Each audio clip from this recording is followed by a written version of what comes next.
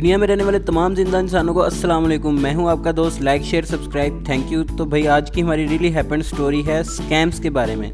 हम में से बहुत से लोग ये नहीं जानते होंगे कि स्कैम क्या होता है, लेकिन पाकिस्तान में हर साहिबे मोबाइल बंदे का पाला इनसे पड़ चुका है। यहाँ पर शायद ही कोई ऐसा बंदा होगा जिसने सबा को 50 का लोड करवाकर उसके बीमार बाप की जान ना बचाई हो। शायद ही कोई होगा जिसके घर बैठे जीतो पाकिस्तान में मोटरसाइकिल ना निकली हो, और शायद ही कोई होगा जिसके बेनज़ीर इनकम सपोर्ट प्रोग्राम के तहत लाखों रुपए ना निकले हों। ये तमाम स्कैम महीने में 10 या 12 दफ़ा हमारे सामने ज़रूर आते हैं।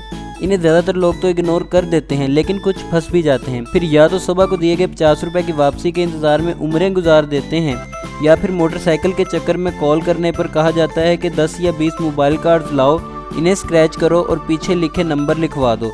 तो भाई ये तो हो गए छोटे मोटे स्कैम, लेकिन मैं आज जिस स्कैम के बारे में बात करने वाला हूँ वो इन सब स्कैम्स का बाप है।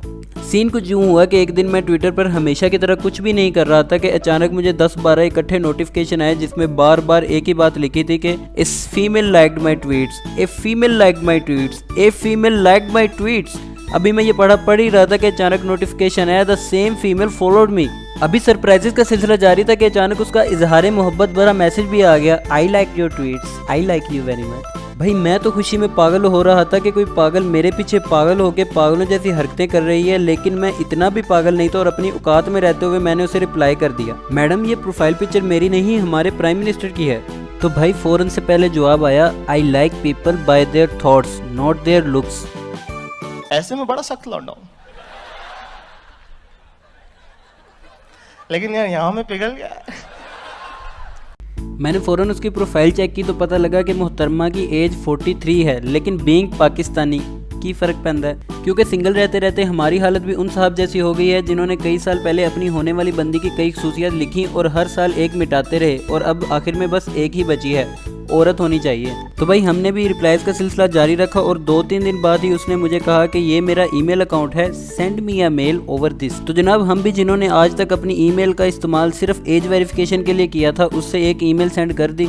अगले ही दिन उसने मुझे एक लंबी चौड़ी ईमेल में ऑफर करा दी। कहा कि मैं न्यूजीलैंड के एक बैंक में जॉब करती हूँ और अब ये जॉब छोड़ना चाहती हूँ क्योंकि मेरे पास बहुत सा पैसा हासिल करने का तरीका है। मेरे शौहर ने मुझे तलाक दे दी है, अगर तुम मेरा साथ दो तो हम मिलकर ये पैसा हासिल कर सकते हैं। तो भाई एक फीमेल, ऊपर से पैसे की ऑफर और बाहर जाने का chance, how a Pakistani can resist. भाई फौरन से पहले कह दिया। थोड़ी देर बाद उसने मुझे एक लंबी चौड़ी मेल सेंड की जिसमें उसने बताया कि प्लान कुछ ये है कि मैं जिस बैंक में जॉब करती हूँ वहाँ हमारे एक कस्टमर था जिसके अकाउंट में अरबों डॉलर पड़े थे। 2008 में उसका कत्ल हो गया और उसके बाद किसी ने भी उसके पैसे को क्लेम ना किया और वो पैसा अभी भी उसके अकाउंट में मौजूद है। क्योंकि मैं बैंक के तमाम रूल्स जानती हूँ तो मैं तुम्हें उसका रिश्तेदार डिक्लेयर करवा कर वो पैसा तुम्हारे अकाउंट में ट्रांसफर करा दूंगी। फिर जब वो पैसा तुम्हारे पास आ जाएगा तो मैं रिटायरमेंट ले लूंगी और हम साथ में बिजनेस करेंगे। बस तुम्हें मुझे थोड़ी सी इन्फॉर्मेशन और मुझे ट्रस्ट देना होगा। अब ये तो अंदाज़ा हो गया था कि ये एक स्कैम है, लेकिन हम भी कहाँ रुकने वाले थे।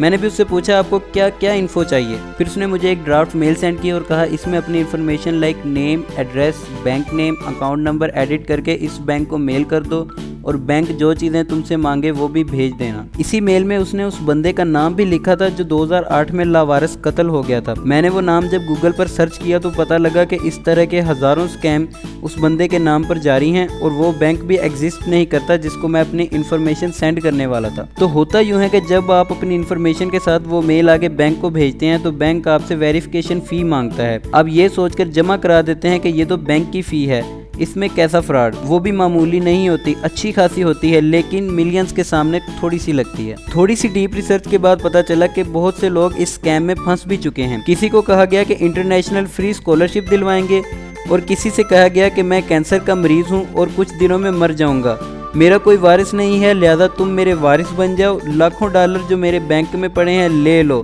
मुझे इनकी ज़रूरत नहीं, मैं बस किसी की मदद करना चाहता हूँ। तो इस तरह लोगों को फंसाया जा रहा था और उनसे पैसे बटोरे जा रहे थे। सारी रिसर्च के बाद जब मैंने उसे मैसेज किया कि मैंने मेल फॉरवर्ड कर दी है तो उसका जवाब आया, क्या फ़ी भी सबमिट करवा दी है? तो जनाब बात तो सच है मगर बात है रुसवाई की। फेक आईडी निकल आई आपकी पर जाएगी। उसके बाद उसे मैं बस इतना कह सका, I am ruined. But enjoy too much, मतलब रूलते गए हैं पर चस बड़ी आई है। तो बस आखिर में इतना कहना चाहूँगा कि there is not such things as free lunch. दुनिया में कुछ भी बगैर मेहनत के नहीं मिलता, लिहाजा ऐसे स्कैम से बच कर रहें। अगर वीडियो पसंद आई तो लाइक करें, अपने दोस्तों को इससे बचाने के लिए शेयर करें। अगर आपका कोई एक्सपीरियंस है तो कमेंट में बताएं और don't forget to subscribe, really happened.